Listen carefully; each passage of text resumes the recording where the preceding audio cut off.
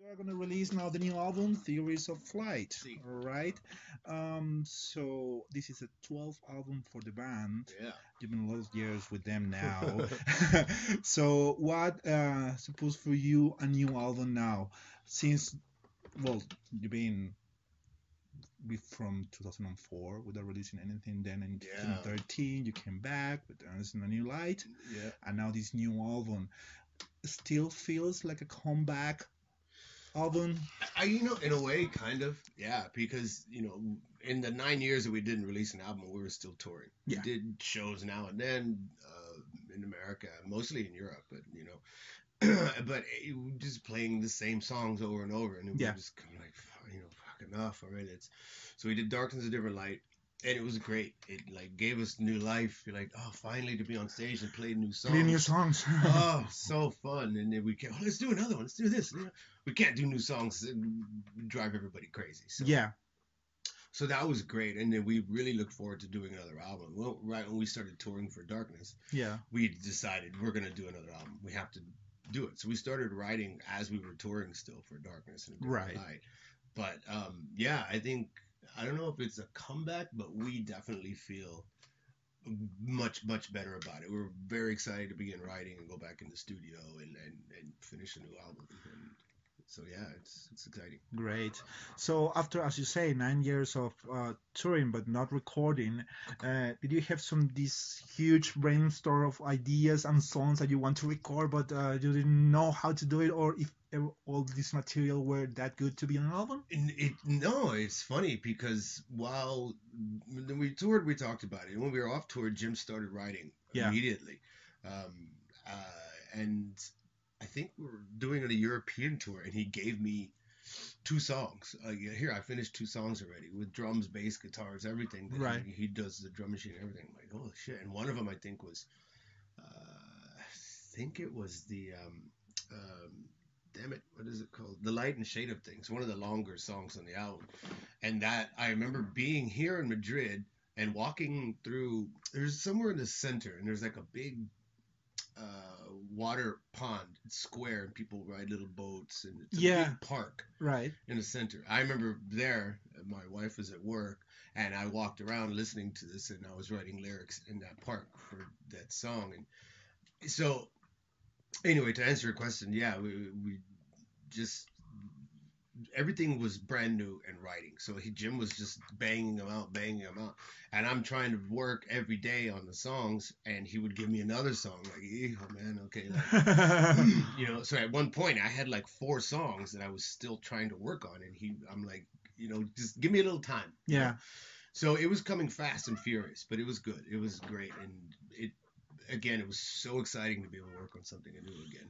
I was happy. Good. Never in a bad mood about it. Actually, this album has a bonus album, which is acoustic, and has a couple of covers there. So you always had the idea of having a second album on this release with covers, or it just came out like that? It came out like that. Literally, we knew what we were going to do. We were going to do about 3 acoustic covers, and just for a bonus track.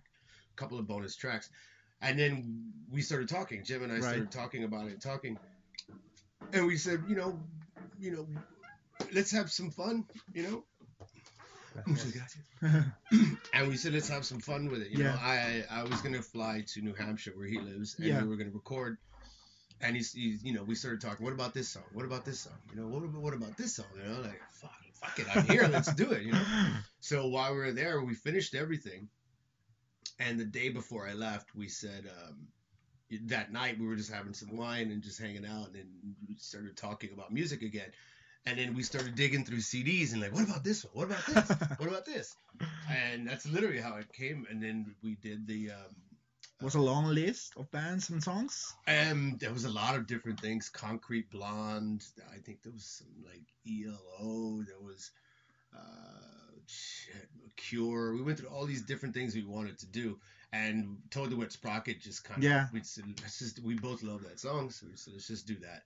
So the next day while I was sleeping, he recorded the guitars. I woke up and I did the vocals, and it ended up being, I think there's 5 or 6 covers. Actually, I think there's 4. 4? Yeah. One of them is Uriah Heep. Uriah Heep, Joaquin Rodrigo, Toto Sprocket. I can't remember what else there is. Maybe there is. I don't know. But I remember we're like, shit, I hope we didn't do too much. Yeah. Because... So maybe there are more covers that are not on the album, but you already recording them. Maybe. Could be. I honestly can't remember. It's been a busy year. Yeah.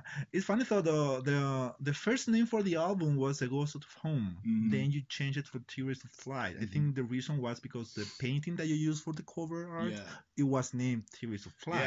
Yeah. And it actually made sense with the lyrics. Because when Ghosts of Home originally, you're right, was the title.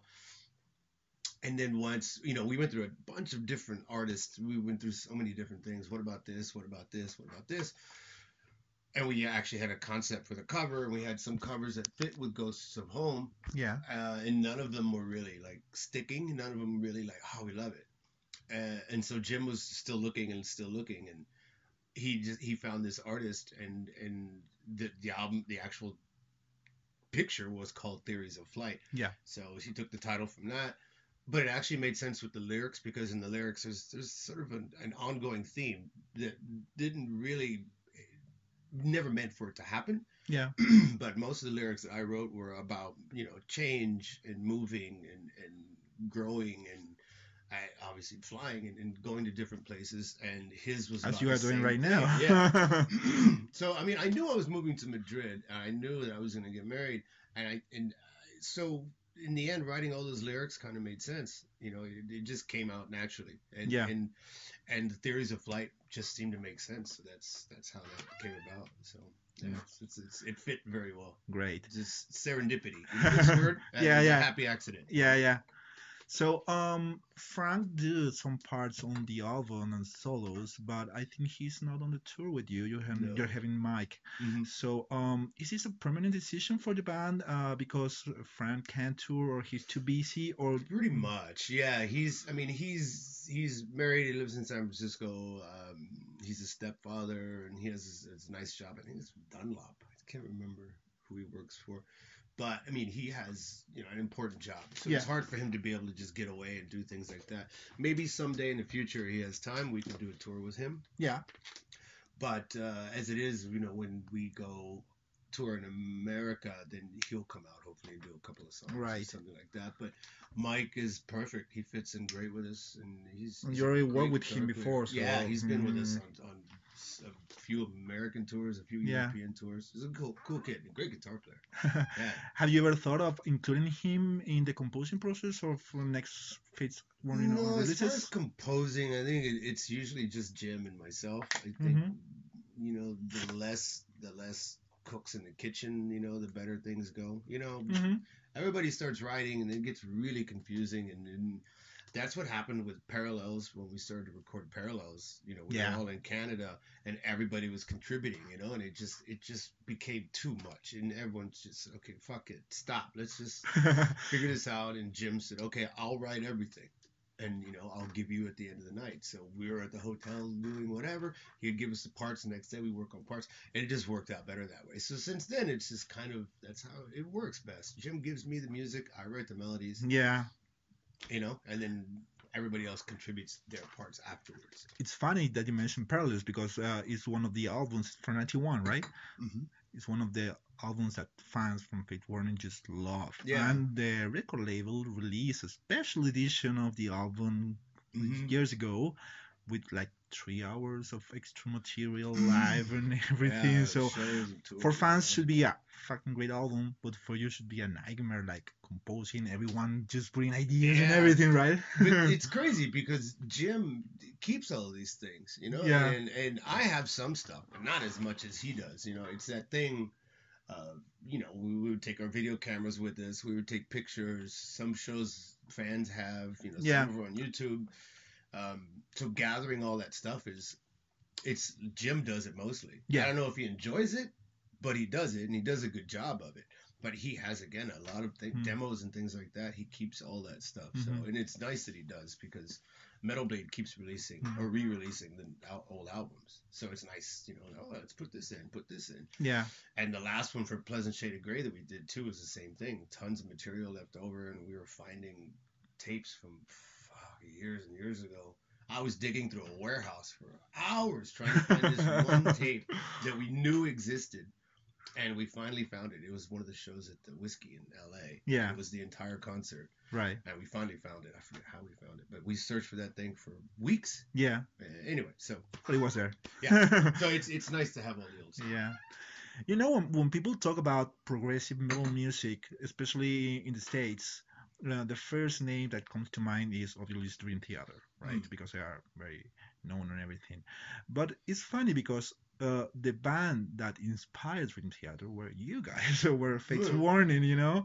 One of the bands. So you are like some sort of pioneers on this genre. But do you feel that the band has all the recognition that it deserves for what it has contributed to the progressive field? I get asked that all the time. We get asked that all the time. But, you know, it's not like we can't point fingers and blame anybody. It's nobody's, and not even if it's a fault of anybody's. It's just we're not consistent. Yeah. You know, we'll write albums and then we don't write albums, and sometimes we tour, sometimes we don't. It's you know, it's nobody's in the band's fault. I don't know why it just happens that way. Yeah. But we're not upset about it. I'm not upset about it. I'm not pointing fingers. It just is what it is. People like what they like. Yeah. You know, if they liked us more, then maybe we would be more popular. But as it is now, we have our fans, and I'm happy with that. I'm glad that after 12 albums, we can still go on the road and still have people come to the shows and buy the albums, and a record company that puts our shit out. So I'm just happy that we can do this. That I'm able to be here in Madrid because of what we do with Fates Warning, you know? Great. And talking about progressive metal music, for example, as I was speaking, for Parallels, 91, First Flight, 2016. If you compare what was progressive metal then and what is progressive metal now, with all these subgenres and gens and all these bands doing crazy stuff, do you think that the evolution of it was good for you personally, or do you prefer those times in Parallel 91? It's weird because before we did Parallels, we did Perfect Symmetry. You wouldn't even know it's the same band. Yeah. You know, like, so I mean, obviously everything's progresses or regresses in one way or another. I mean, everything goes full circle. I think music-wise, you know, eventually it'll come back that same sound, and eventually guys will start wearing makeup again. It's just gonna happen. Yeah. You know, hopefully it doesn't, but but it's, you know, I think it's natural for anything to progress. You get something, you want to change it, you want to put a little more salt or paprika, and it just gets different and different. But now some prog bands that are just, you know, they're craziness, but they're amazing bands like Between the Buried and Me. They're proggy. Like, Jesus Christ, they're proggy. You know, we're nowhere near that prog. You know. Yeah. Our thing is, I think. Of course, we play an odd time, but we keep a melody over the top. I try to write a melody that people can sing along to, that you don't really realize that the song is in 7 or in 9, you know? Yeah. I think that's our forte. That's what we do best. But music it's always going to change. But I like some of the stuff. But I was told a guy before you, and he was here, like, I don't really listen to prog music. I really don't. I know some of the name of the bands. I know some of them, but as far as my CD collection or whatever, I don't think I think I have Between the Buried and Me, maybe, you know, some like ELP. What sort of music do you listen to nowadays? Like, yeah, every now and then, like the first few Dream Theater albums, things like that. But I don't really listen to prog music. Sorry, it's embarrassing. It's true. It's totally true. And actually, especially in Europe now, prog music is becoming a phenomenon. Actually, in Barcelona, we have a festival dedicated only to prog music. I heard about that. Be Prog My Fest. Yeah. What is it called? Be Prog, my friend. That's right. That's pretty crazy. Yeah, the guy was telling me all the bands that play there. It's awesome. Steve Wilson and all these other, like, Opeth and all these bands. Opeth's twice the headliner. Yeah, exactly. And Nick also from The Gathering is playing with Argent. Do you think that this is good for the genre to become like a mass now, like everybody is listening to prog? Or do you think that maybe it could come to a point where it's a fashion and we have all these tons and tons of bands doing the same thing? I think it's interesting. I think it's a good thing. Obviously, I mean, at least right now it is. I mean, there's so few prog bands. If you look at everything else that's out there, yeah, these prog bands, there's not that many. And people that listen to this music obviously are real music fans. They're not in it because of the way somebody looks or what they wear or whatever. You know what I mean? It's not a style. It's something that they want to hear. I think it's really cool, especially a festival like that that brings these fans together that get to see other prog bands or things that they don't know. Yeah.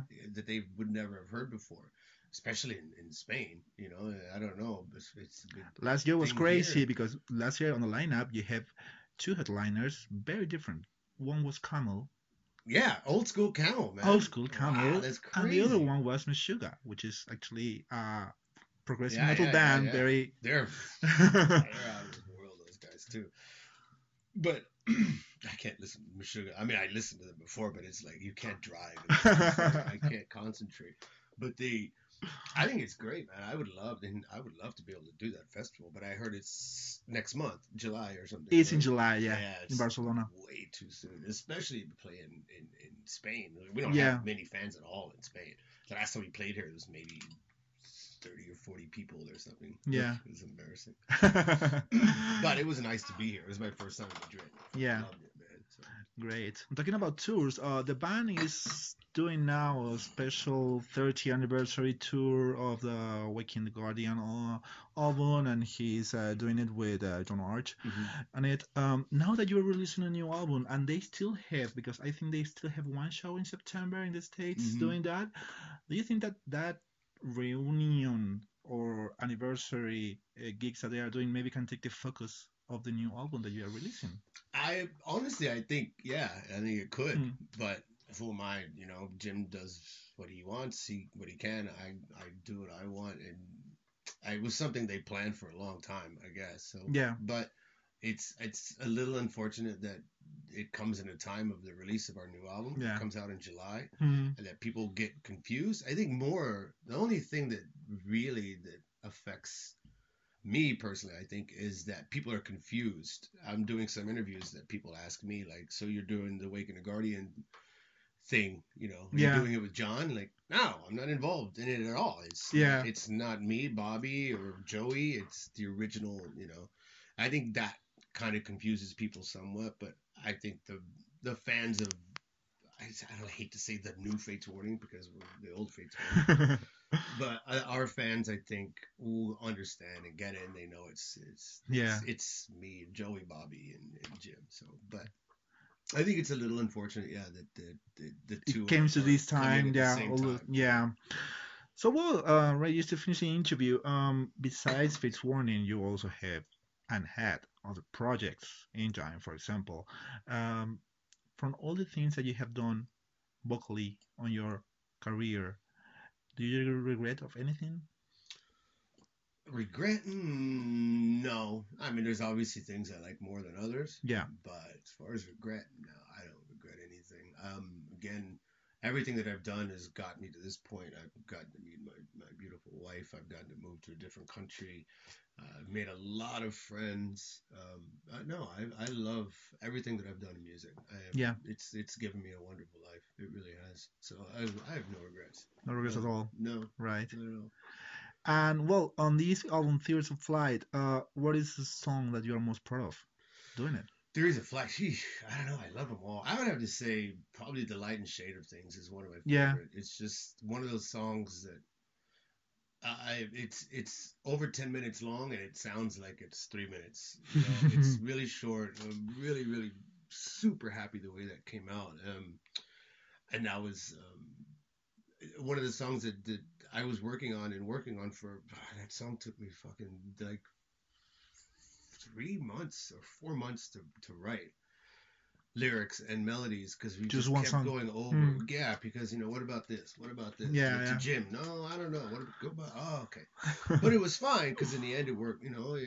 But that song was just, I think it's personally, I think one of the coolest songs that we've ever written. Great. Personally. Was it a challenge vocally for you recording this album, or it was just one smooth? No, it wasn't. I mean, writing the melodies was a challenge. Yeah. It always is, you know, but this one for some reason, maybe after we did Darkness, we had not something to prove, but I was really excited. I wanted everything to be just perfect for this album, Yeah. So if I would give something to Jim and Jim says, I don't know, I think you could do better. Yeah. I believe him. I can. I think I can do better. So right. I'll, work again. And that was my job for the last year, every single day, just working. So I'm very proud of what we did. I'm proud of what I did, and it was a labor of love, man. It was never. I mean, there was a few moments where I fucking through my head. Yeah. Other than that, and then recording and a different vocal style I used on this album too. I was a bit more aggressive. Yeah. Which was nice. I loved it. It's like goes back to like when I recorded my solo band with Engine. It was nice to be able to sing differently. And with this album, it was the same thing. I enjoyed being in the studio and doing something different. It was nice. It fucking hurt my voice for a while. It really did. But in the end, I'm back. It went good. Yeah.